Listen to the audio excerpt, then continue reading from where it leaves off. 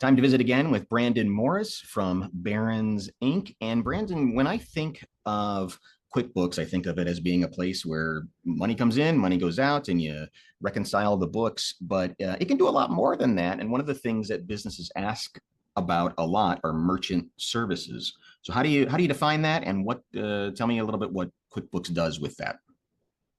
Yeah, so thanks, Johnny. Merchant service is basically is the ability to accept credit cards, right? So you need to get paid for products or services. And somebody wants to use their Visa, MasterCard, Discover, then you need to have a merchant account in order to be able to receive those funds off of that card. Gotcha. So instead, would I normally just do it through another process instead of bringing it in through QuickBooks, or do you integrate these two things? Well, yes, we're going to say only integrate the things, right? Now, Yeah. you can use your bank. You could use there's a number of different processors out there. We represent several, one of them being QuickBooks Merchant Service. So with QuickBooks Merchant Service, it's built into the QuickBooks product. So a long time ago in a land far, far away, Intuit bought a company called, what do they call it? If we were not doing this interview right now, I could have told you. That's okay. We can edit that out. So they bought a company, and for the sole use of being able to process credit cards directly through the software. Okay.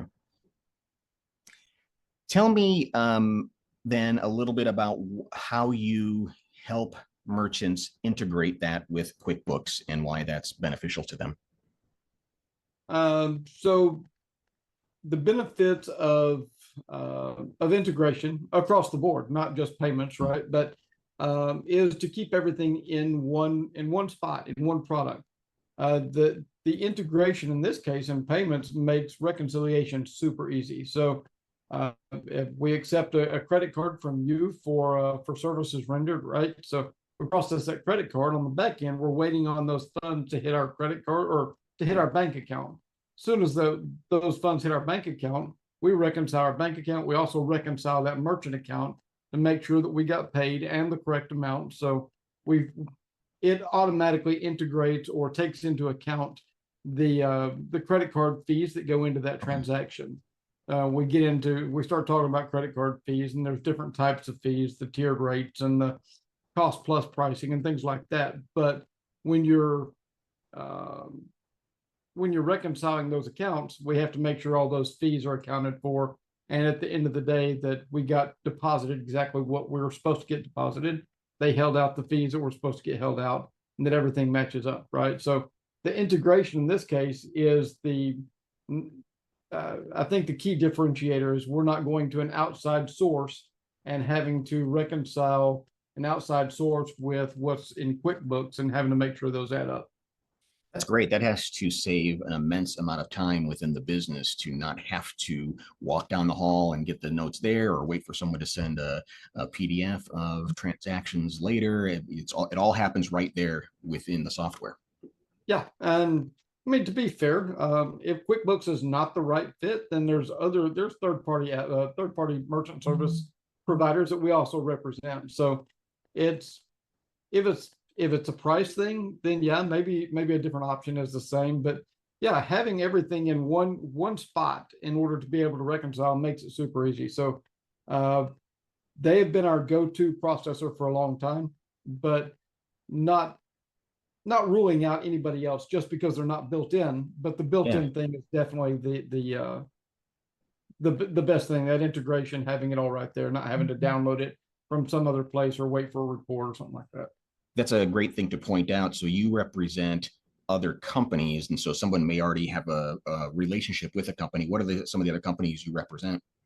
There's Stripes out there. That's a fairly new one that they're known across a lot of industries now. They're kind of the go-to for anybody looking for merchant service that's built into integration. They've got an open API, but there's also WorldPay. There's Payment Collect. There's several others out there that have different things going for them that maybe others don't. So consider us more like a broker, as well as a kind of a tech stack provider. So we can talk about the integration, or we can talk about other benefits of using a different provider that may give you a better overall tech stack than maybe Intuit does direct, or maybe Intuit is the one to use in your tech stack. So when we're talking about integration, it doesn't always come down to price. It also comes down to customer service. We've used others that we don't represent now because we had problems.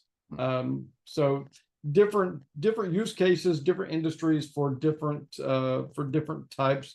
We're also talking about different industries. So construction industry is very different than, say, firearms or ammunition, or and without going too deep in the woods, there's about 420, I think it is, different industry pricing. So merchant service pricing based on different industries. So there's a lot of different things to consider as that takes on pricing. It takes on customer service and how we process, whether it's going to be inside of QuickBooks or with a terminal.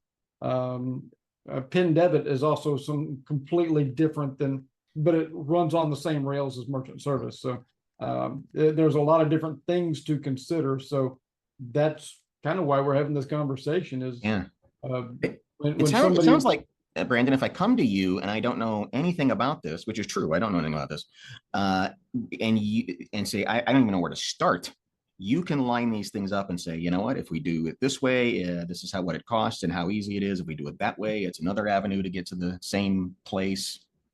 Is that fair to say? Yeah, exactly. We're going to do a discovery call, pretty painless. We're going to talk about, hey, what is your industry? What do you do? What is your average ticket volume? How much do you plan on processing per month? Is it e-commerce? Is it in person? I mean, but we're going to ask all those questions and take all your answers in consideration, and we'll present probably 2 or 3 different pricing or different ways to process, and we'll kind of flesh out all the stuff that and get rid of the stuff that's not applicable, and present you with a couple of options to consider, and then help you get there. We're talking a lot about credit cards and debit cards. That's probably the most common thing that people run into. But tell me a little bit about some of the other options that are out there for payment services. Bank transfer, I guess, would be one of them. Bank transfer, also called ACH, or automated clearinghouse. So yeah, and we can do all of that within QuickBooks as well. So they take ACH or merchant service. PIN debit's a different story. So we're talking about a lot of bank cards. When you go get a bank card from the bank and you've got a PIN number that goes with that, in QuickBooks you can't use that. That's normally for a POS system or point of sale system. So think of going to the local convenience store and you swipe that and you put in your PIN number. Very different pricing because there's a certain level of security there. So suffice it to say that we can't do that directly within QuickBooks, but if you need a point of sale system, we can definitely make recommendations that integrate with QuickBooks as well. But that's what you're looking at with a PIN debit system, and that's using your PIN number to facilitate a transaction like that. Most of those same cards, you can run it as credit and still get the same thing accomplished. But for the most part, a business has to pay for that type of transaction, the risk associated with that. This is a lot. There's a lot of moving parts and a lot to take in, but that's why you and Barron's Incorporated exist. And so if people want more information, what's the first step in working with you? Call me, email me. So Brandon at barronsinc.net. Barron's Inc. is BARONSINC.net. So Brandon or Dakota, you can hit us up at our website, baronsinc.net as well. We're on LinkedIn and Facebook and all the places, as well as smoke signals. We'll probably get those here as well. If you can't find Brandon, you're probably doing something wrong. You're pretty easy guy to track down. And so contact him, get your questions answered, and it'll make your business run a lot smoother.